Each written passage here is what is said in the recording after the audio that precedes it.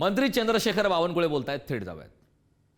विकसित महाराष्ट्र 2034 आणि विकसित महाराष्ट्र 2047चा अजेंडा तयार केला, प्लॅन तयार केला आणि या अजेंड्यावर जनता मतदान करतायत.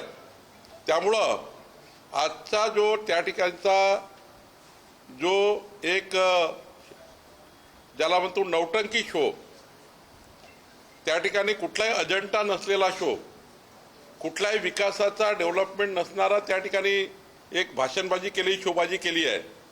तर मला असं वाटते महाराष्ट्राची जनता, मुंबईचा मराठी व्यक्ती अशा नौटंकीबाज लोकांना कुठलंही त्या ठिकाणी समर्थन करणार नाही. आणि मला तर इंडिया आघाडीचे हाल किती वाईट झाले बघितले आहेत.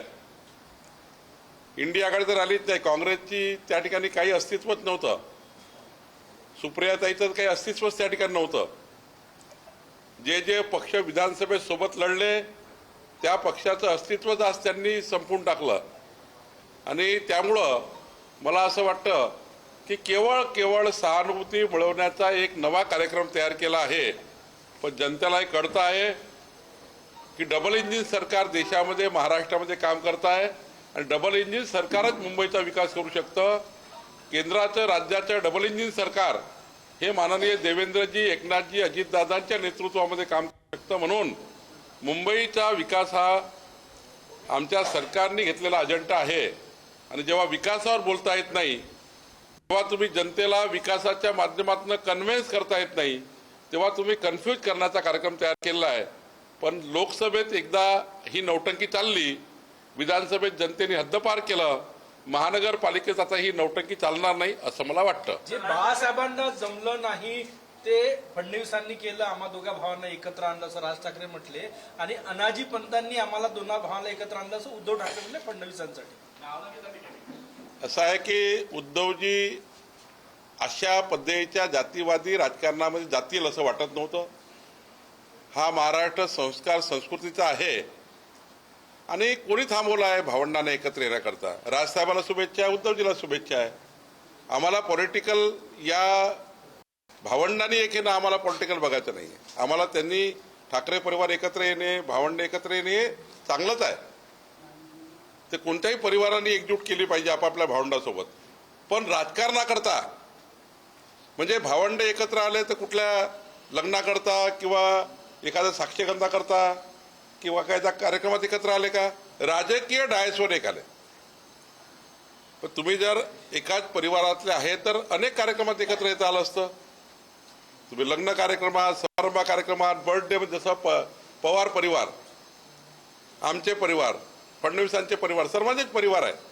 कुठल्या ना कुठल्या सण, त्योहार, एखादा त्या ठिकाणी सांस्कृतिक कार्यक्रम, एखाद्या त्या ठिकाणी लग्नाचा कार्यक्रम, जसं पवार परिवारामध्ये सर्व भावंडे एखाद्या साक्षगंध सोहळा असेल किंवा लग्नाचा सोहळा एकत्र येतात.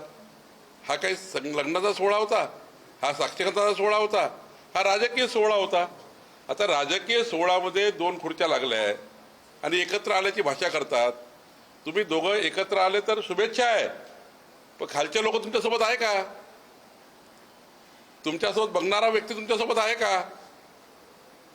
खरं तर टाळ्या वाजवणारे किती आहे? त्याच्यापेक्षा 10 पट जनता नुसती आमच्या रवी चव्हाणजी आणि मी जेव्हा पदग्रहण आणि पदग्रहणाचा कार्यक्रम झाला त्या कार्यक्रमात जास्त लोक होते. त्यामुळे आपणच शो करायचे, आपणच त्या ठिकाणी राजकीय शो करायचे, आपणच त्या ठिकाणी सहानुभूती घ्यायची. मला असं वाटतं जनता कंटाळली आहे. कोणाला काही घेणं नाही, कोण एकत्र आलं आणि कोण गेलं. लोकांना घेणं नाही डेव्हलपमेंटचं. आणि माननीय देवेंद्र फडणवीसजींनी मोदींच्या नेतृत्वामध्ये विकासाचा संकल्प केला. आम्हाला तर ठरवलं आहे, आम्ही कोण काय करतं हे आम्हाला काही करायचं नाही आहे. आम्हाला एवढंच करायचं आहे, महाराष्ट्राच्या जनतेचा विकास झाला पाहिजे.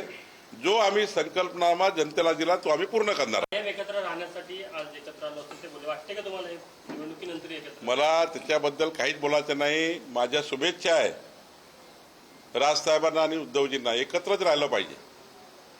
काय एकत्र येऊन दोन भांडवानी आलं पाहिजे, पण लग्न सोहळ्यात नाही एकत्र, कुठल्या घरगुती कार्यक्रमात एकत्र नाही.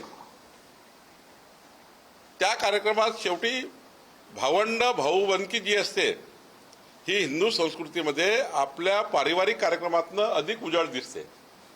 तुम्ही पॉलिटिकल डायसवर एक येताय आणि पॉलिटिकल डायससाठी तुम्ही दूर गेले आहेत. राजसाहेब दूर गेले, उद्धवच्या कशासाठी गेले? पॉलिटिकल डायससाठी गेले. जवळ का आले? पॉलिटिकल डायस करता आले. त्यामुळे त्यात काय नवीन आहे दूर नवीन जाण्यामध्ये? मला वाटतं पॉलिटिकल डायस सोडून एखाद्या सांस्कृतिक, सामाजिक, घरगुती कार्यक्रमातनं एकत्र आले असते राजूजी, उद्धवजी, तर मला वाटतं याच्यामध्ये काहीतरी आपल्याला या राज्याला वेगळ्या भावना गेल्या असत्या.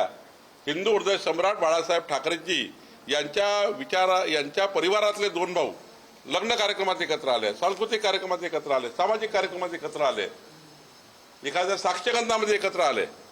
कशासाठी एकत्र आले? पॉलिटिकल डायसवर. पॉलिटिकल डायस कशा करताय?